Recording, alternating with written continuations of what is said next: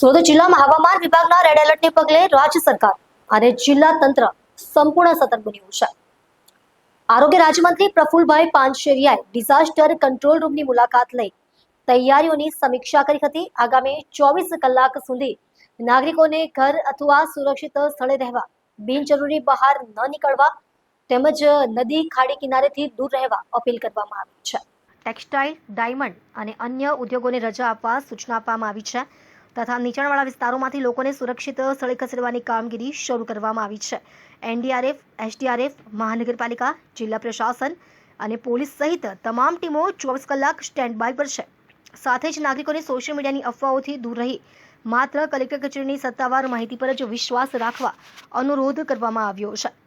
Red alert જે જિલ્લાઓમાં આપવામાં આવ્યું છે એમાં સુરત ખાસ કરીને આજુબાજુના એરિયાની અંદર પણ રેડ એલર્ટ હોવાથી અત્યારે કંટ્રોલ રૂમ ઉપર કલેક્ટરની ટીમ અને અમે બધા જ સાથે મળીને એનું બેસ્ટ પ્લાનિંગ, ડિઝાસ્ટર મેનેજમેન્ટના જે રૂલ્સ છે એ પ્રમાણે બચાવ કામગીરીથી લઈને વગેરે તૈયારી પૂર્ણ કરવામાં આવી છે.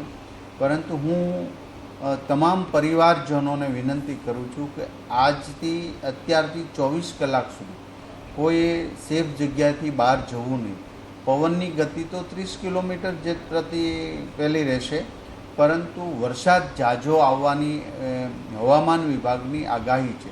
જેથી કરીને આ આગાહીને ધ્યાને લક્ષ્ય રાખીને આપણે એક પણ જગ્યાએ બહાર ખાડીના કિનારે પાણી જોવા, નદીના કિનારે પાણી જોવા કોઈ મહેરબાની કરી ન જવા એવી હું વિનંતી કરું છું. જેથી કરીને એક પણ માનવ મૃત્યુ ન થાય એ બહુ જરૂરી છે, કારણ કે એક વ્યક્તિને કોઈ તકલીફ ન પડે એ માટે પ્રશાસન આખી નાઇટ પણ કામગીરી કરવાનું છે.